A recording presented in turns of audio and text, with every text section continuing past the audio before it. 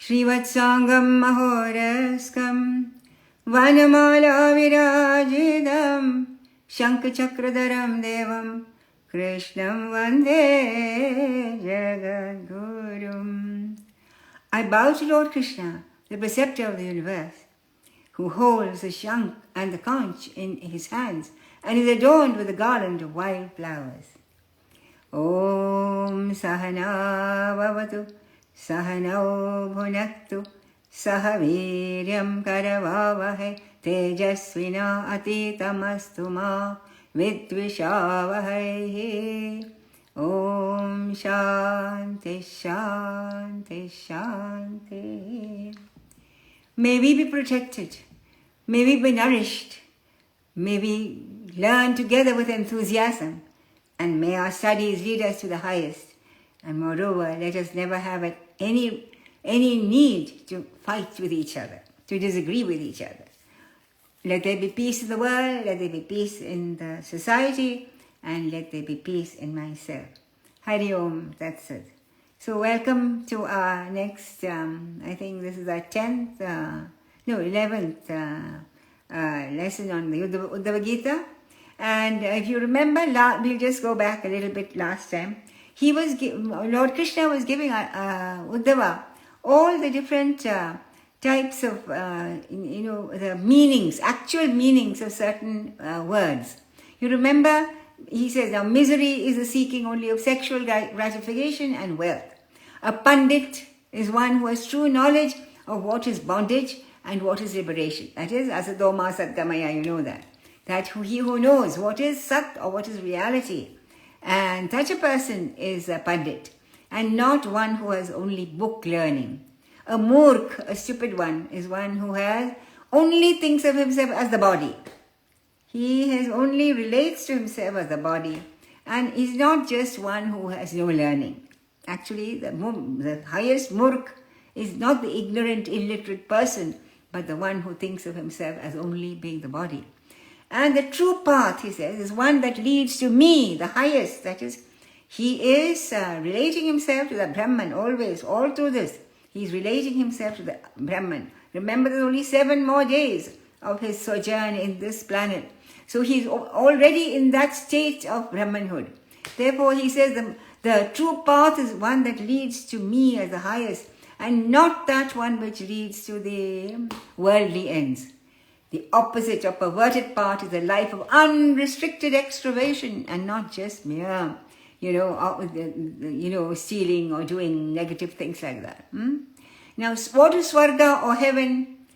Heaven is the dawn of Sattva Guna, when actually we start feeling that there is something more to life than just eating and drinking and having sex and all these external activities. That is real Swarga. That is real, heaven. And what is hell? Hell is a predominance of tamas. It is not just a region, okay? It's a predominance of tamas. That is, when the mind is filled with misery and depression and we don't know what, that is hell. That is not a region as such. And he says, who is the true relative?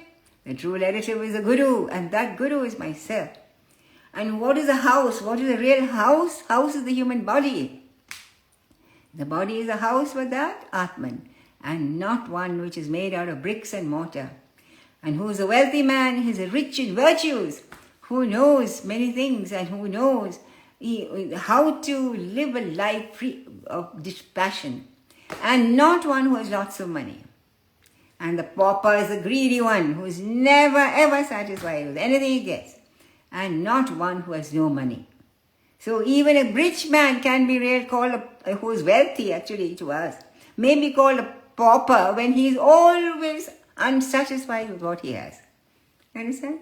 So the pitiable man is one who cannot control his senses. Always, the moment he looks out and he sees something, You want to run after it always. The greed is there.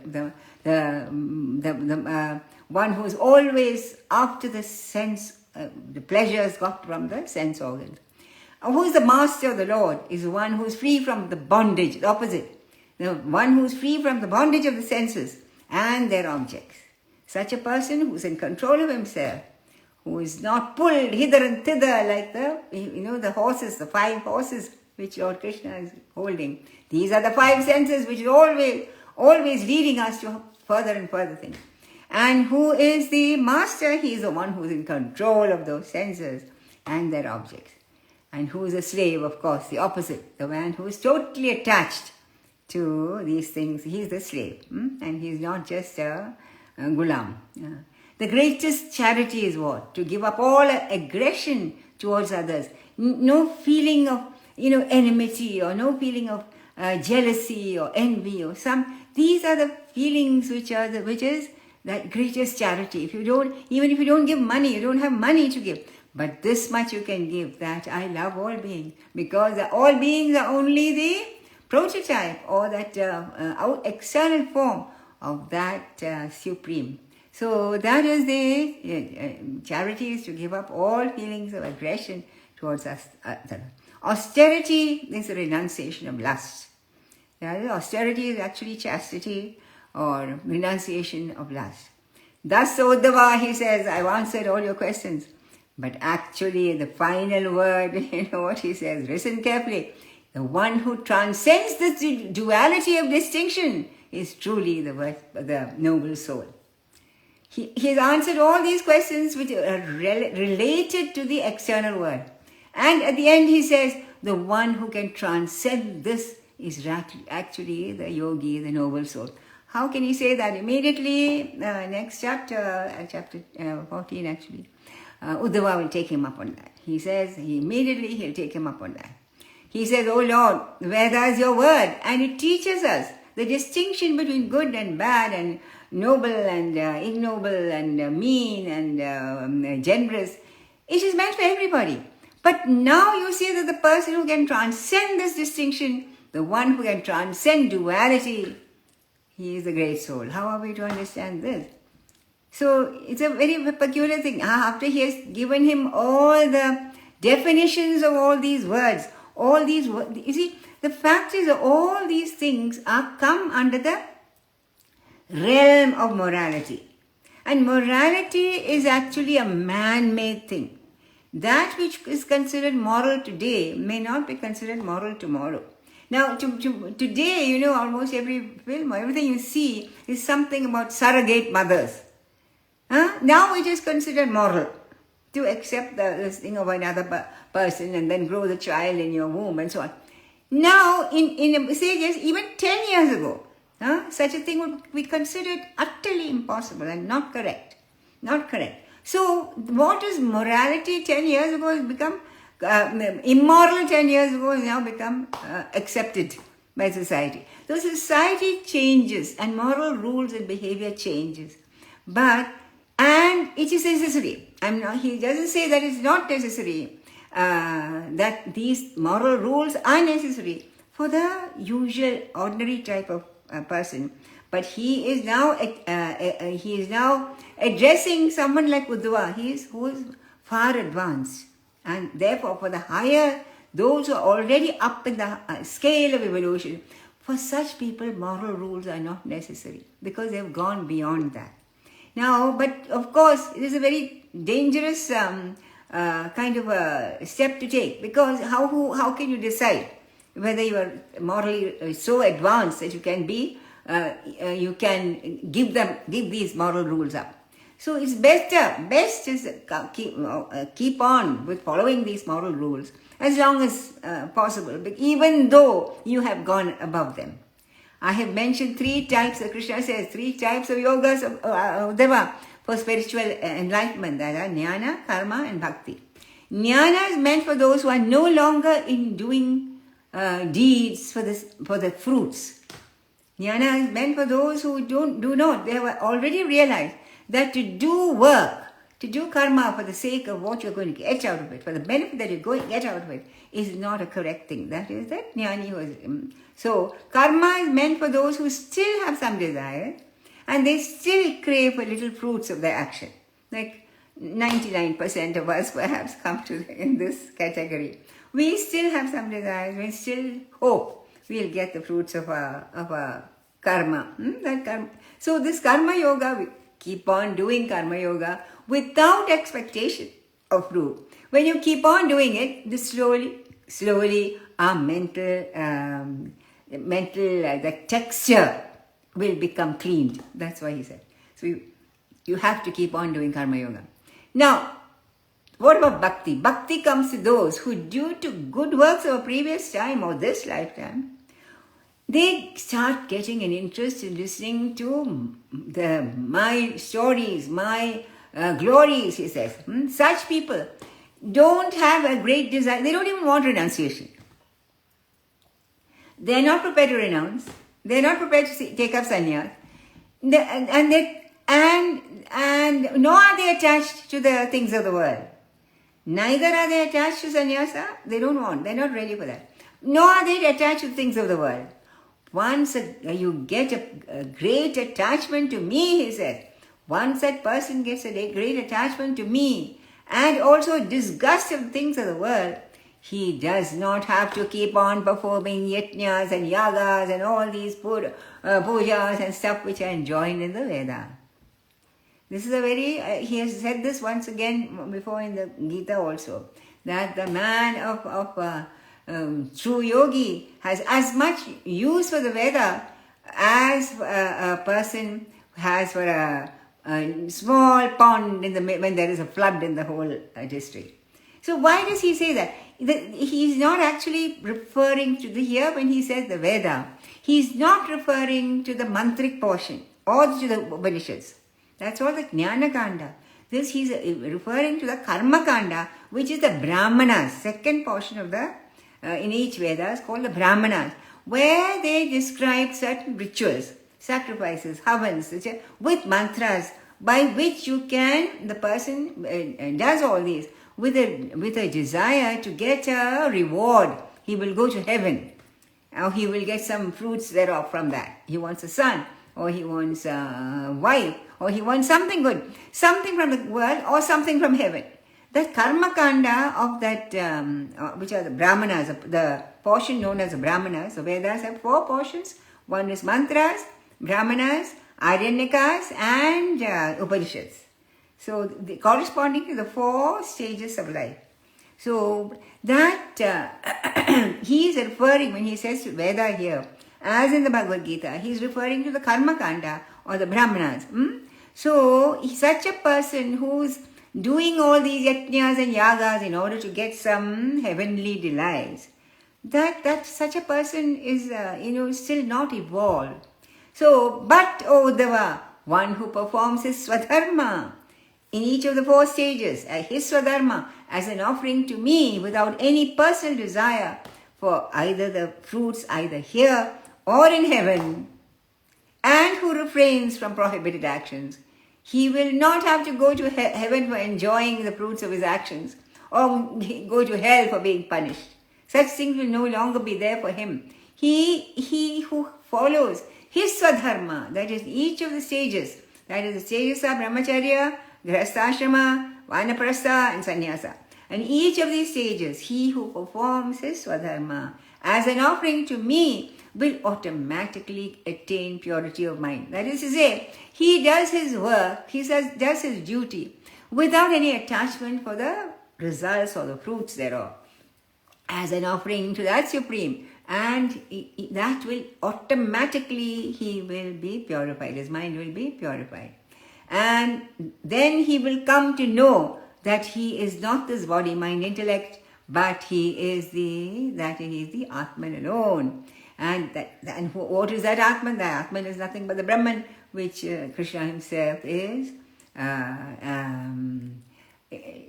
which Krishna identifies himself.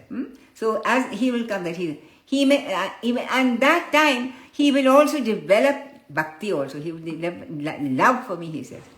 Now, then next he talks about the value of the human body. That value. Children, I see that many of you are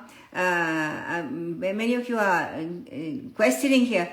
I can't answer questions now. If I start answering questions, I'll never finish this portion at all. You can keep your questions and ask tomorrow. Tomorrow 11 to 12 is again question and answer. So please do come online tomorrow, same time, and you can ask your questions. Okay?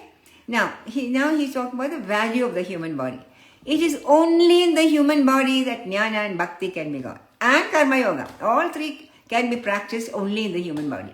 Okay? It is said that even the gods long to take a human body because they only in the human body, only the human being can reach the highest. Even the gods cannot attain moksha. They have to come through the human body. Because there is a method by which the human being is, sort of, pushed from good to bad and good and evil and beauty and ugliness and day and night.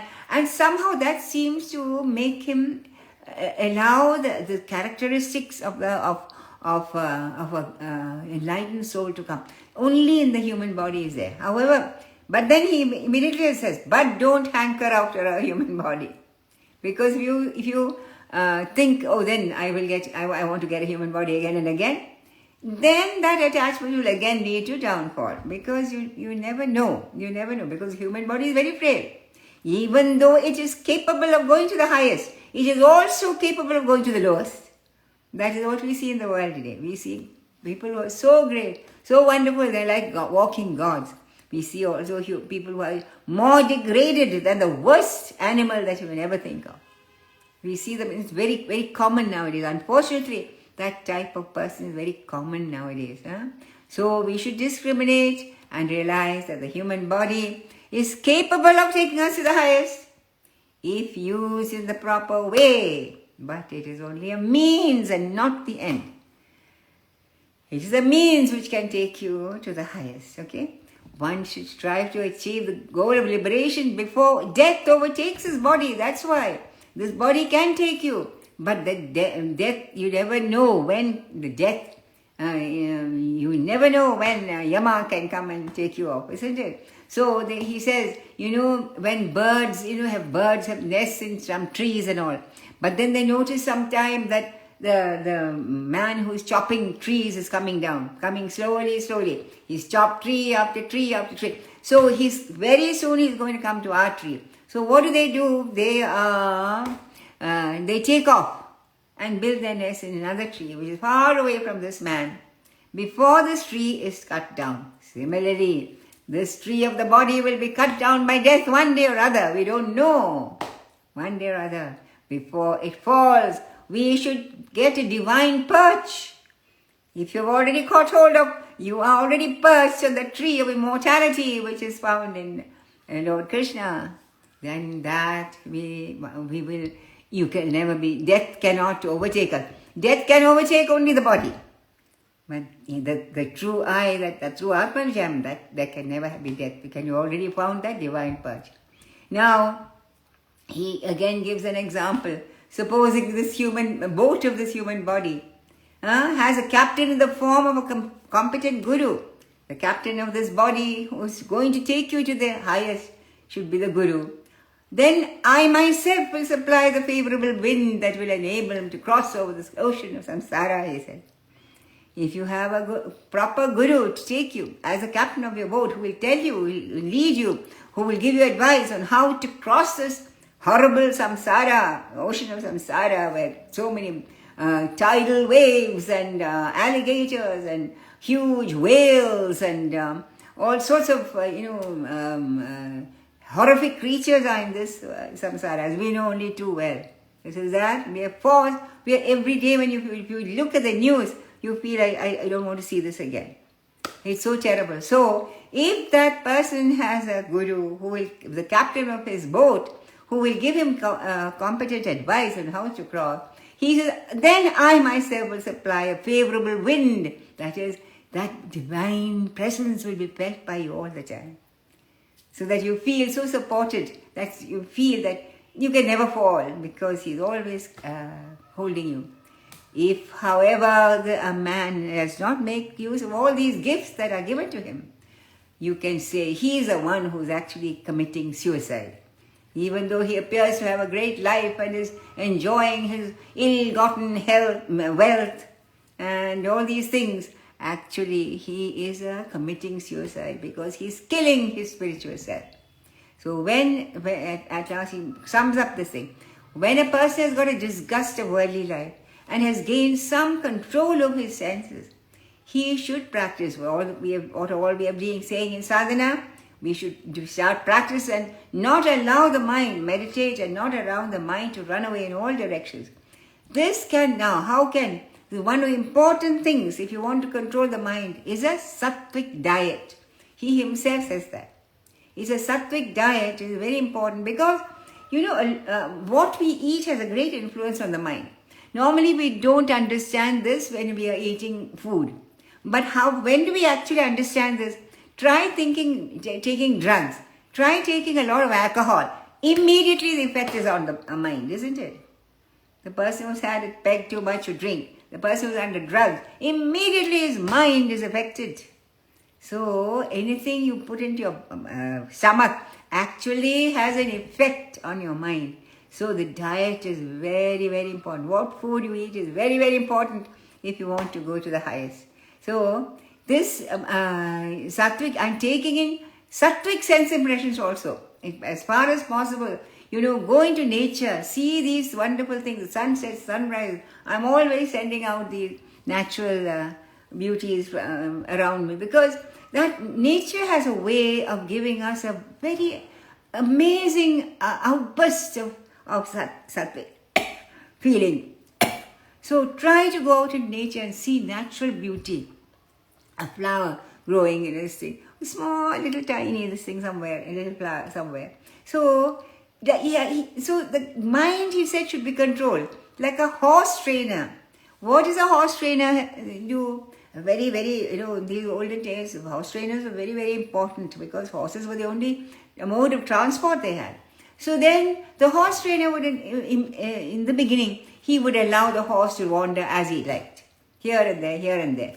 But slowly he should hold the reins in his hand and slowly restrain his movement. Sometimes the horse will jump up and try to throw him out. But the horse trainer, holds on to it, holds on. And again he keeps a very strict rein on him. And slowly the movements, this violent movements of the horse is restrained and it is totally under control. That is like that. The mind of a man who's, a sensual man is like a wild horse.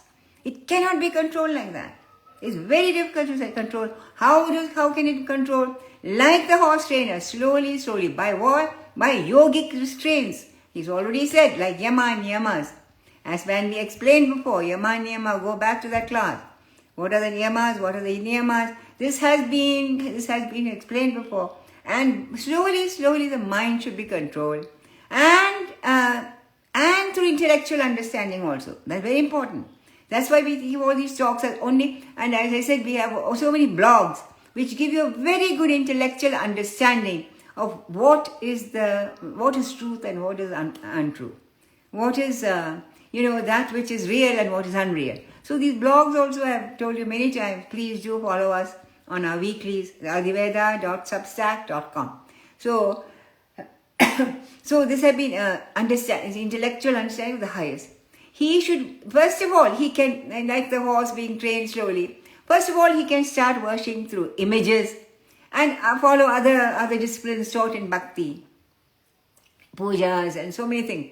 On the one side, the yogic disciplines of yogasanas, pranayama, mantra japa, and then pujas and so many things which is taught in bhakti, until the mind learns to exclusively dwell on me, he said. Until slowly the mind, like the horse, which is uncontrollable horse, slowly it's been trained and it will slowly realize that its only succor, the only thing that he actually needs to do is to think about God. The moment you come to that stage, then you are a free and happy man. Free and happy person, because it's as if you're carrying a load of worry on your back. For what? What can you know? What do you know of your life? How much can you control of your life? All you know is this little portion of life which you see in front of us, this minute. What do you know of the future? How can you gauge that if I do this now, I will get this tomorrow? You cannot. That is not with you. It's not in your hands. So, only thing you can do is do what you're doing now, trying to do it to the best. Then automatically, and then also, if you have total recourse to that supreme being, the cosmic being, with a cosmic mind, super consciousness, omniscient, who knows past, present and future. What do we know of the future? Oh, even the past we've forgotten. In this little bit of time, this present is all we know. So once we hook on ourselves to that cosmic mind, then life becomes a free and easy thing. Please believe me, this is the truth which he's saying. That person is really the Dhanavan. He's the wealthiest person, because he doesn't need anything else. He knows fully that the Lord of all the worlds is supporting him every minute, 24/7, as you all say. Please remember, this is the truth. I'm telling you this truth. This is, we are unnecessarily worrying and going after this and that, thinking that everything is under my control. Nothing is under our control. We are not omniscient, so how can we ever control the future? So he says, now, for calming the mind, don't think that you can calm it by doing drugs.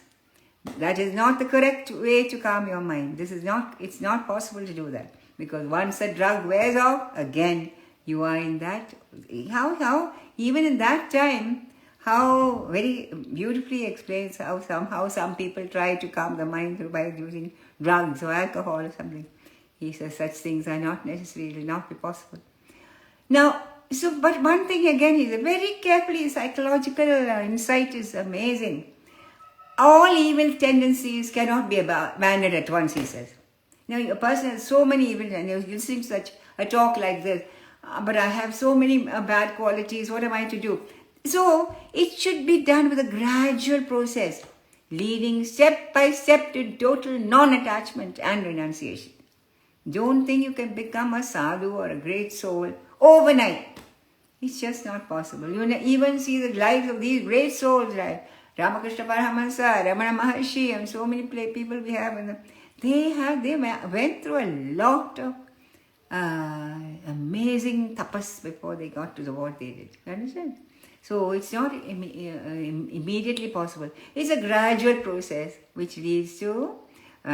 So you one by one try to contact. I get angry often. Okay, let me do extra pranayam. Then I can control my anger.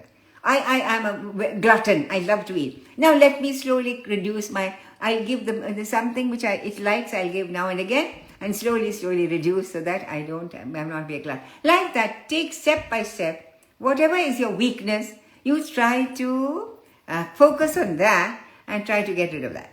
No? Sometimes even though a person appreciates, now all of you are listening, I'm sure you appreciate all this, but we're just not capable of getting complete renunciation. We all know this. We all recognize this, realize this, but we are not capable of complete renunciation.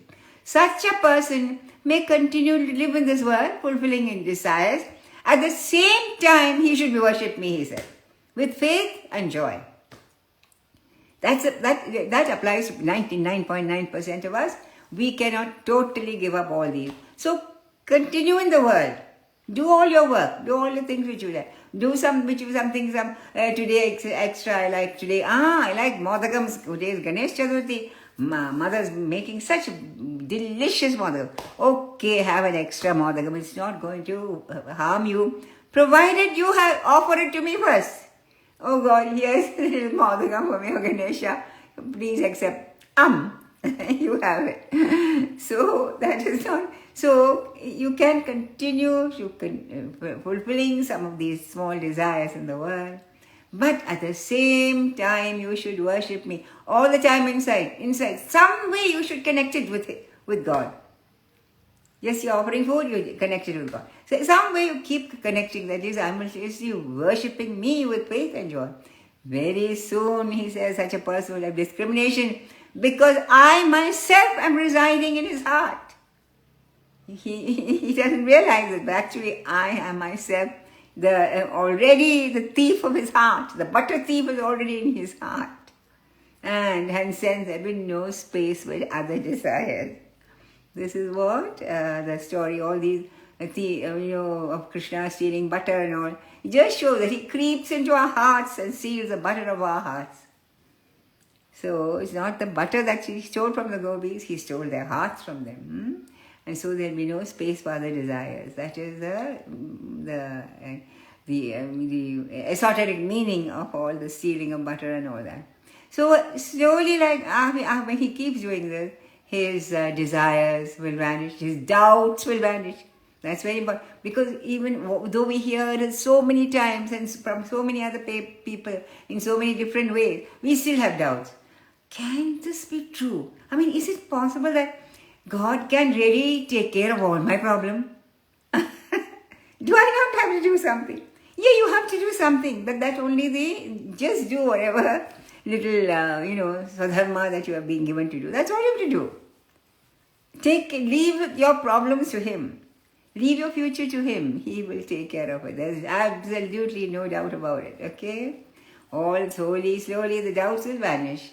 And also we have, in the beginning, we will have doubt about the reality of God. But once we start to find how this magic works in our life, and slowly those doubts will vanish, and he will be, he will live a life free of worries, okay? And on the whole of his previous karmas again, parabdha karma will be totally destroyed. So everything that can be gained by Vedic rituals, yogic disciplines, austerities, charities, and other spiritual disciplines can be attained by one who has unswerving devotion to me, he says. Who does not desire even moksha. He doesn't desire anything. There's nothing he desires. Such a person will get all the things which can be got by austerities and charities and other disciplines. But of course, the fact is that the path is this thing. In the path, you have to practice austerities, charity, other spiritual disciplines, until that unswerving devotion is there. The path has to be followed, unless you've already done it in some previous life. But for most people, we have to follow that sadhana, those paths, and until at last, always with the feeling, he is guiding me, he will take me to the right thing. I leave everything in his hand. When that I offer everything to him, when such a type of mentality is there, such unswerving devotion, such a person won't even desire moksha. He's not doing it for moksha. He just wants to love God and be loved by him. That's all he cares. He's not interested even in moksha. This happens only to someone who doesn't desire anything. Not even moksha or heavenly delights. Such a person who is even-minded in all situations, firm in his belief in my words, will not be affected by the merits and demerits arising from scriptural commandments and prohibitions. He is not bothered. Some people, oh my God, you should not eat even a piece of ginger on Ekadashi day. You must not do this. You must not. So many do's and don'ts are given ordinarily. They have all to be followed by people who are those people who are actually not yet reached the highest state. They have to be followed. Don't say that, Mataji said, Krishna said, don't follow all these things. That's not meant for that. Only for those who have reached such a state that they can. Give you a small example for that. Because there was a great yogi in Kerala called Narayanatha Bhrandan. Bhrandan means, they all thought he was mad. He was all mad. But he used to go wandering about this thing. Now one person, and he disobeyed all rules. All these do's and don'ts of people, and he never obeyed all of them. He's not one. So they thought he's just mad. Actually, he had already attained the highest. And one day, I'll just give you an example. One person followed him, wanting him to be his guru. So he was not interested in having shishyas also. So he just wandered off. The whole day they wandered, and this poor man was feeling so thirsty, and not a drop of water was also to be found. So then, at last they came to a smith, iron smith, who was melting iron in this thing. So Narayan Subramanian turned to this man and said, "Oh, there's something to drink here." He took a cup of that hot fluid, iron fluid, and he gulped it down. So the poor Shishya, would-be Shishya, just looked at him. What can he do? Can he do that? No. So going against the ordinary code of conduct and moral the definitions of everything which is possible only to one who has attained such a height, where he is above the laws of nature.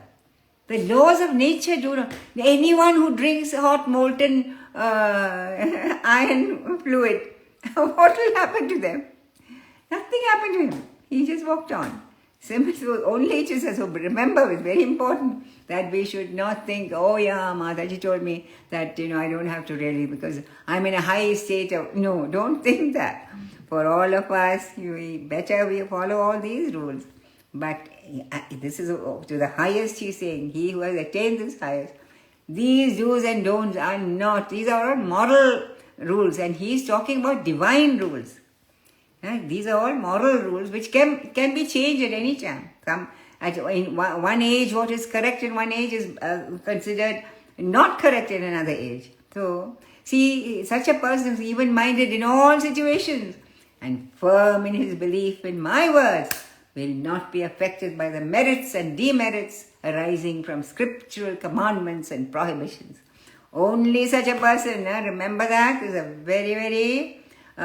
This book is actually meant for only those very highly evolved people. Don't think that you can stop doing all these. Best is to always follow all these commandments until you reach such a stage, and you don't even know whether you can reach such a stage. So best is allow him to lead you to the highest. Just surrender and allow him to. Those who follow this path of complete surrender, complete surrender. When you do not make any decision on your own part, such a person who has made complete surrender will attain to the state of supreme beatitude, which is the state of the Brahman. This is a very, very dicey path. Remember this. That complete surrender, very, very few of us can take. So it's very important that until you reach such a state, you have to keep on with whatever the obligations which the Vedas and the other Shastras give us, the do's and don'ts which apply. And remember all this, always that story of that Narayan Brahman who could defy all social conventions. He never bothered with social conventions. He used to take the fire from the burning ghat in order to cook his meal. He defied all normal conventions. But because he is such a high reach, that nature herself could not touch him. The natural laws, he could afford to defy the natural laws only because he was already reached the state of the Brahman. And that state, naturally, natural laws do not affect the Brahman. Only because he has reached that state, okay? Now again, Krishna Bhagavan comes down to a lower state. He says, those who neglect these three paths of jnana, karma and bhakti and indulge in vulgar enjoyments will pass from birth to birth as they will be subject to the past karmas. These past karmas, they definitely will push you from life to life because they do not follow any of these paths which I have given. And they follow only their own path, their own ideas of what is right and wrong, and that they will be subject to birth after birth. So eventually to sum it all down, the virtue or vice of actions are to be judged again according to how they suit the temperament and ability of the doer. That's another part. This is another part he's doing. Now, so many do's and don'ts are given in Shastras and all, and they also refer to the temperament of the person. Inherently, there's nothing good or bad in them. They are all meant for certain situations, which is good in one situation may not be good in another situation. That's why in the Gita he says, Deshe kalecha patretya, even charity, even anything you're doing, should be subject to desha, that means place, kala, time, achapatra, and the recipient. They should be. Supposing you like to give a gift to someone, a beautiful gift or something or other, and you go and give it at the time when that man has just heard that his brother has died. So the person is the correct person, the thing you're carrying is correct, but time is wrong. So similarly, Deshe Patrecha Kalecha has been all these things that he said nothing good or bad in them actually. It is all due to the time and place and situation that makes it either good or bad. The system of deciding the quality of actions as good or bad has been laid down. Why? In order to check a man and generate a doubt about his propriety. Because those who don't know at all and have no faith in the divine, who have no idea of the goal of life, such a person has to be guided by the Shastras. Has to be guided by these do's and don'ts, okay? Because he must be checked.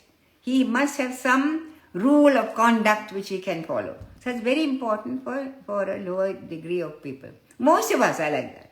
Now the Smritis, what are the Smritis? All the Puranas and all the Shastras which are given to us. Have a person in his spiritual, it will help a person in his spiritual progress and guide him to the mode of conduct that will be followed in such a particular situation. That's very important, that we follow these Shastras and follow the type of rules which are set in them. There is no absolute rightness or wrongness about them. That's a very, very tricky thing which one should, as I said, best is to follow these rules and to the best of ability. You understand? Best is to follow that. But until you have reached such a state when there is no need. But even then, you should not totally disregard them, because other people will see you disregarding and they will also disregard. So it's not correct, okay? So there is no absolute rightness in any of them. There's no absolute wrongness in any of them. It's only the time and space that makes them right or wrong. Actually, I gave you the example. Gift given to a person who has just got a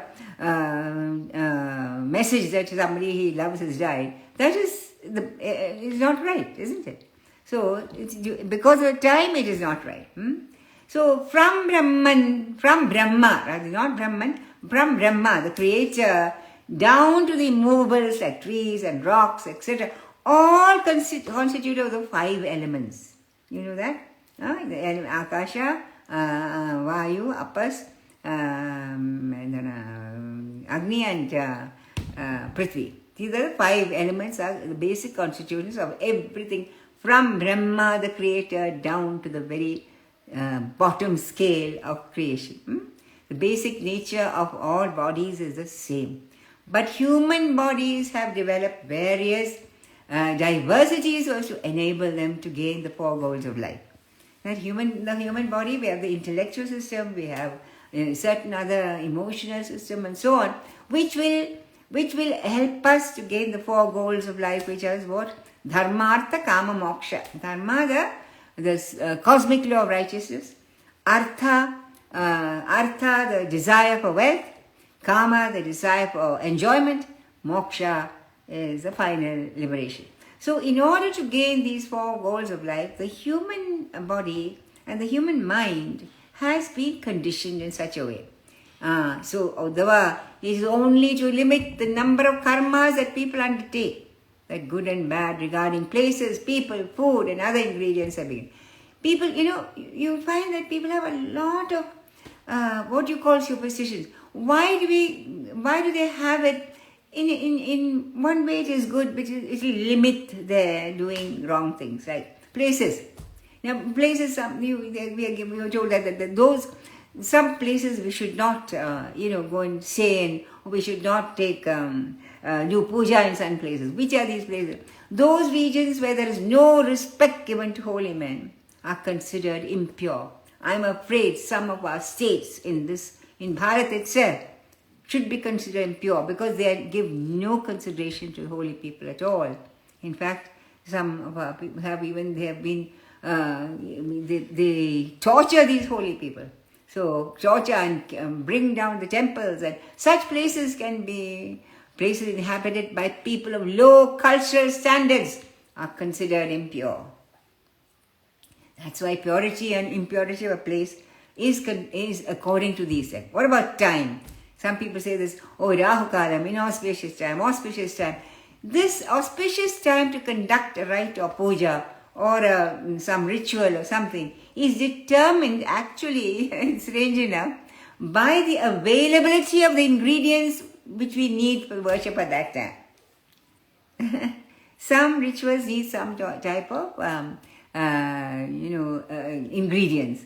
And those times in which such ingredients are available, that time is considered as auspicious. So it's not that there's inherently something wrong with that time. It's only a utilitarian sort of advice. So those seasons when required articles of worship are not to be found, then we don't. Especially that's why in certain like midwinter and all that, we never or in the rainy season and all that, we don't conduct things like marriages and so on. Only because, why are they considered inauspicious? Only because certain things which are necessary for that ritual is not to be found in that particular season.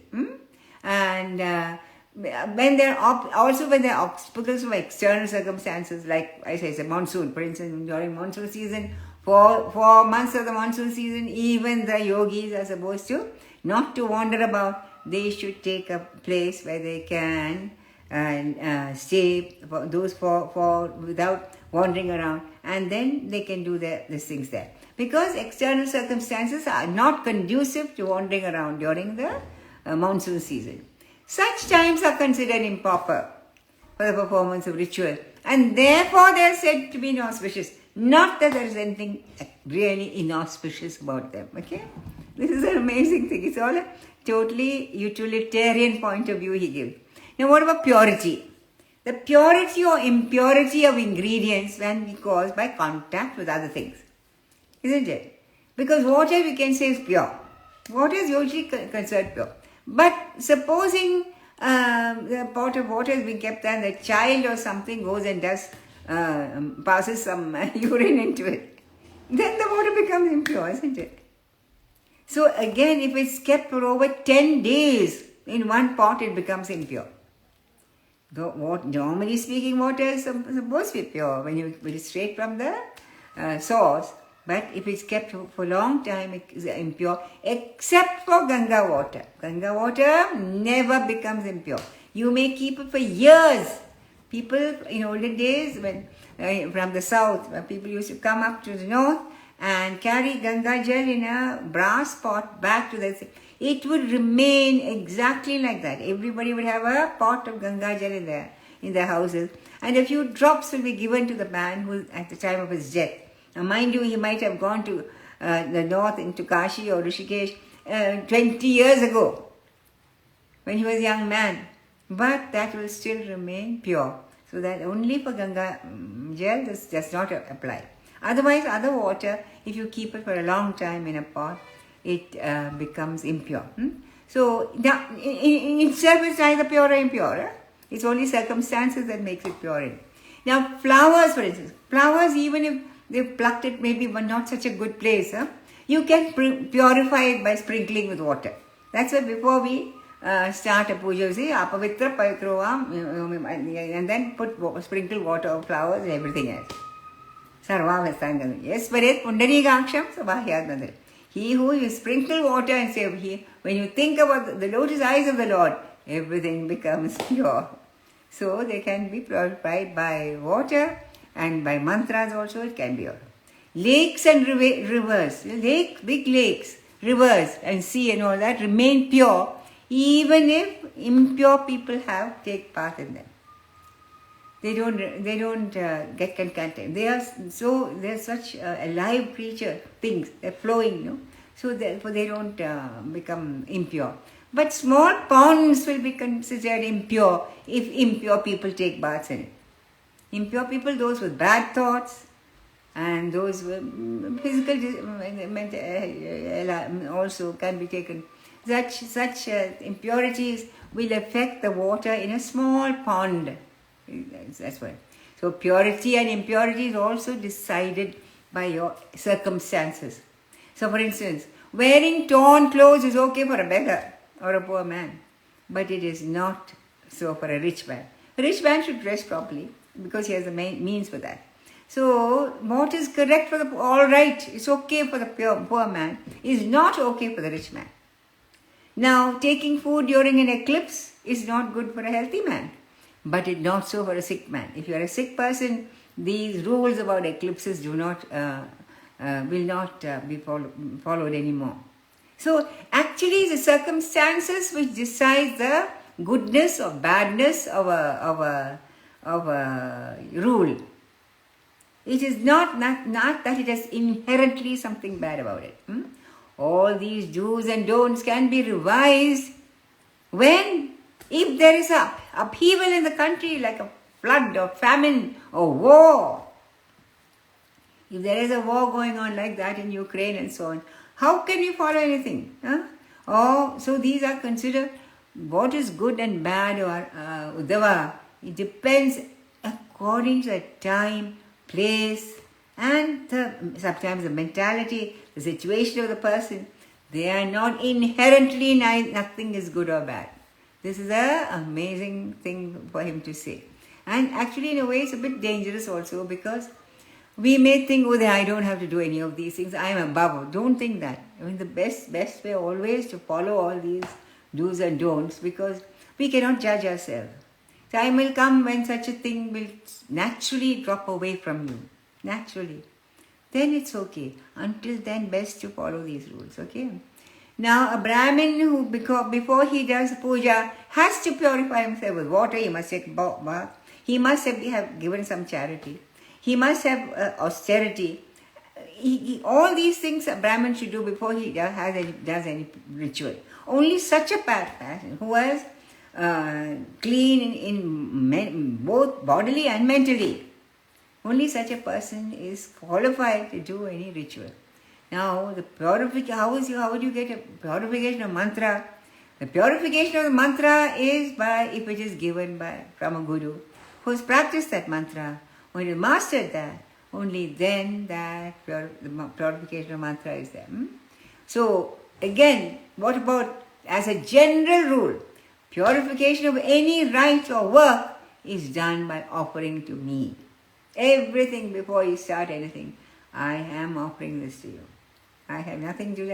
I don't want anything out of it. But you are the Yajna Purusha. He is the Yajna Purusha. Even if you are doing Havan or Yajna or anything, he is offering it only. Offer to me, then everything becomes purified. So we see that what is right in one context becomes wrong in another context. So you can never judge. We can never judge what is... not to care for the home is wrong for the householder. Householder has to care for his home. But to care deeply attached to the house is wrong for the sannyasi, isn't it? So that is very important. You see, what is to care for the home is wrong for the sannyasi. Not to care for the home is wrong for the householder. So everything depends on our station in life, and an act which is sin for a morally elevated man may not be one who is degraded. See, drugging may be not so harmful for a man at a very low level of evolution, but very highly sinful in a morally elevated man. A person who knows the differences that in such things, such a person, if he does wrong things, the sin or the palm for that is much greater than for one who is already down. To have, for instance, such a person who is already in the mud cannot fall down any lower. But a person who is in a high stage of evolution, There is a terrible fall for him if he oversteps that thing. That is the important thing. So, to have attachment to wife and possession is okay for the householder. He should have. He has to have liking and attachment for the wife and the children and possession. But it is sinful for a sannyasi. Sannyasi who has given up his householder's life, he should not keep on thinking about his wife and children who I left behind. That is considered sinful. A man who is already lying on the ground cannot fall further, as I just said. But for one who is already highly elevated, such a person will have a terrible fall. So everything, all these good and bad, and purity and impurity, as all to be judged according to the circumstances, the time, the season, the place, all these things. They are all good and bad according to all that. There is nothing inherently good or bad about it. So we even see that what is dharma. The cosmic dharma can never change.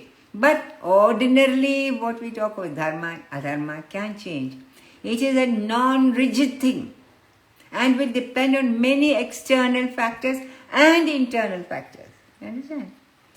But as I said, it's a very dicey thing, and for most of us it's better we follow what is given in the Shastra. So the lesson we can learn is that the man who wants to evolve should slowly withdraw himself from this dualistic world of good and bad. Always good and bad is what we are judging on. Such good and bad actually depends on so many factors, is what he said. Purity and impurity, all these depend on, because that all belongs to the world of duality. All these opposites belong to the world of duality, and they depend on many other factors external to us and internal to us. They are all dependent on something. They are not eternal. They are not eternal truth.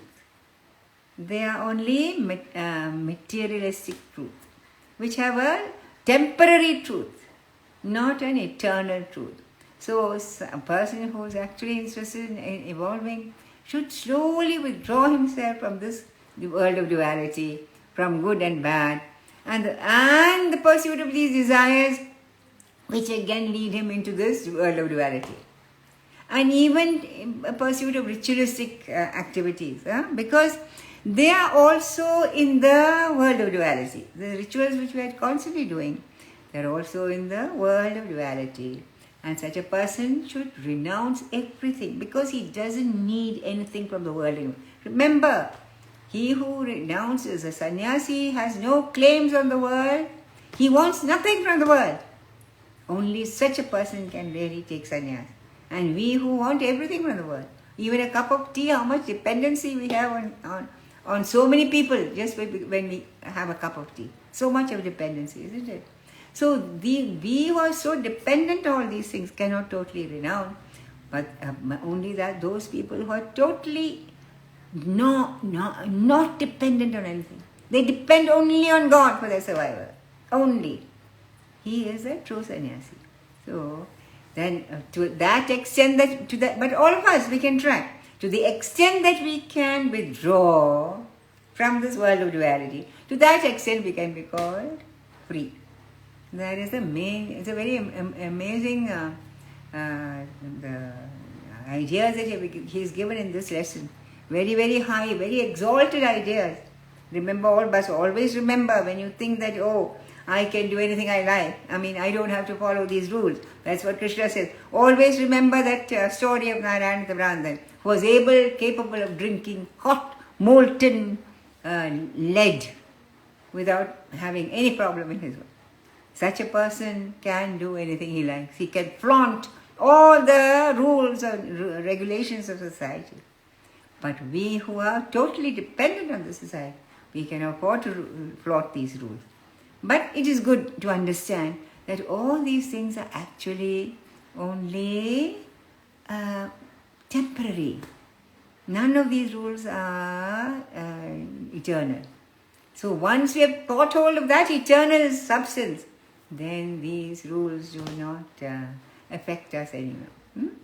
So otherwise, A person who's always after a sense of enjoyments, he says, he's like a tree who he is living there. He takes in water, air like bellows, like bellows, breathing like a pair of bellows. He has no love or sympathy for anyone and knows nothing about his real nature. So the Karma Kanda portion of the Vedas, the Brahmanas, as the Karma Kanda portion of the Vedas are known as the Brahmanas, who are still engrossed with worldly delights.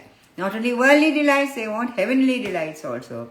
So they promise you the fruits of rituals and yajnas only for those who care for these delights. They take people into a higher realm than who are only hoping for heavenly delight. You understand? So this is like giving sweets to children so that they can be prompted to take the bitter pills. So these karma kanda portion are for those who are not yet in an evolved state and they still hanker for some enjoyment. So they tell you, but listen, you can do this and it will lead you to a higher state than this world of duality. Slowly they will rise up into that, understand that the highest is not this at all. This is only an approach. So it's only those who are in abject inertia, they will be prodded to make a higher good. They are not an end in themselves. The fruit of yajnas is given in the Brahmana portion of Vedas only to encourage people who are in a very low state of life, to take them to a higher state. But unfortunately, such people will never know me, where they don't have to do anything for me. I am the Yajna Purusha seated in their heart. Once they know me, who is seated in their hearts, who are ever ready to take them to the highest, they do not have to do all these things. I am ever ready to take them to the highest. So that is the end of everything. Remember, the very, very, in a way it's very difficult because we are we might say, I can do anything. That's God has given, Krishna has given me the right to do it. Not so. Be careful. That is not the idea behind it.